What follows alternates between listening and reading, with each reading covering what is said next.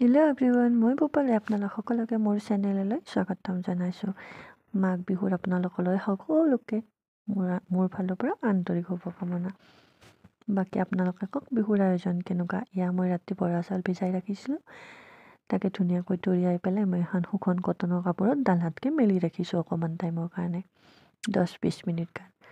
ধুনীয়াকৈ অকণমান পানীটো যেতিয়া ধুনীয়াকৈ গুচি যাব, তো মই এইটো বৰা চাউল পেলি লৈ কিনে মই মিক্সিত অকণমানকৈ এতিয়া মাৰি ল'ম। বহুতো মানুহে কৈ থাকে যে বৰা চাউলৰ পিঠা বনাবলৈ হ'লে ঢেঁকী বিচাৰিব লাগে, মিক্সিত বটিলে মানে মিক্সিত মাৰিলে তো চাউলটো বোলে শুকাই যায়।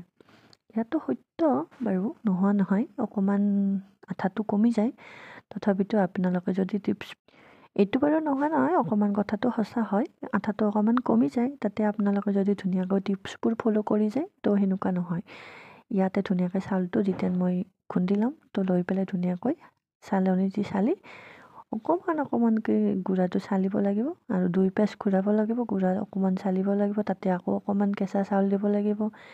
ধুনীয়াকৈ চালি আপোনালোকে টিপি ৰাখি দিব। তাৰপিছত যেতিয়া আপোনালোকৰ হৈ যাব তো অকণমান এখন বেছি ভিজা কাপোৰো নহয়, অকণমান কম ভিজাই পেলাই এখন কাপোৰ ধুনীয়াকৈ ঢাকি ৰাখিব, ঢাকি পেলাই আকৌ আপোনালোকে ফ্ৰিজত ৰাখি দিব। আৰু ফ্ৰিজ নহ'লেও কথা নাই বাৰু, কাপোৰ এখন ধুনীয়াকৈ জিকাই পেলাই পাতলকৈ ৰাখি দিব, ৰাখি ঢাকনি লগাই দিব, 10-20 মিনিট ৰাখি দিব। ধুনীয়াকৈ আপোনালোকে পিঠা বনাব। তাৰপিছত আপোনালোকৰ পিঠাটো চাব। ময়ো ধুনীয়াকৈ সেনেকৈ খুন্দিলোঁ।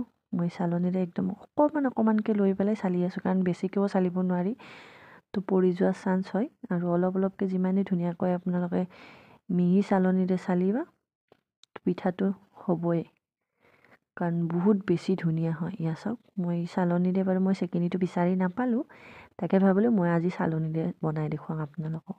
চাওক, পিঠাটো ধুনীয়া একদম দীঘল আৰু মিহি, বহুত পাতল হয়, খাবলৈ বহুত টেষ্টি হয়, কাৰণ মচমচীয়া হয় যে খাই ভাল লাগে। কাৰণ পিঠা এটা ধুনীয়া মিহি হ'লে খাই বহুত বেছি ভাল লাগে বাৰু।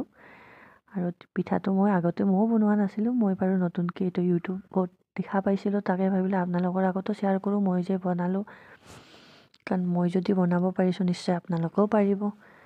তাকে ভাবিলোঁ আপোনালোকেও নেক্সট টাইম এনেকুৱাকৈ বনাবলৈ চেষ্টা কৰিব। কম সময়ৰ ভিতৰত ঢেঁকী নোহোৱাবিলাকৰ কাৰণেও বহুত সুবিধা হয়।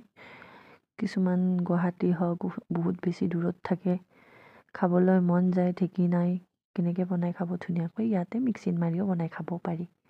চাওক, মই ছাইডটো ভাল দেখাৰ কাৰণে বাৰু মই ছাইডটো কাটি দিছোঁ। কেনেকুৱা হৈছে আৰু দীঘল হৈ যাব পিঠাটো, বহুত বেছি ভাল লাগে। আগতে বাৰু মই এনেকৈ বনোৱা নাছিলোঁ, তো এইবাৰ ফাৰ্ষ্ট টাইম বনাইছোঁ। ফাৰ্ষ্ট টাইম বনোৱা হিচাপত মোৰ পিঠাটো বহুত বেছি ভালেই হৈছে, কাৰণ ভবা নাছিলোঁ মই যে মিক্সিত গুড়া খুন্দিলেও যে পিঠাটো ইমানেই ধুনীয়া এটা হয়। মই কেতিয়াও ভবা নাছিলোঁ, কাৰণ মানুহে কৈ থাকে, মই বাৰু ইউটিউবত ভিডিঅ'বিলাক দেখি আছোঁ, কিন্তু যে ইমান পাৰফেক্ট হ'ব মই ভবাই নাছিলোঁ। তাকে আপোনালোকৰ আগত শ্বেয়াৰ নকৰাকৈনো কেনেকৈ থাকোঁ। চাওক, একদম মচমচীয়া হৈছে দেখিবলৈ। বাকী আপোনালোকৰ বিহুৰ আয়োজন কেনেকুৱা? মোৰো ভালে।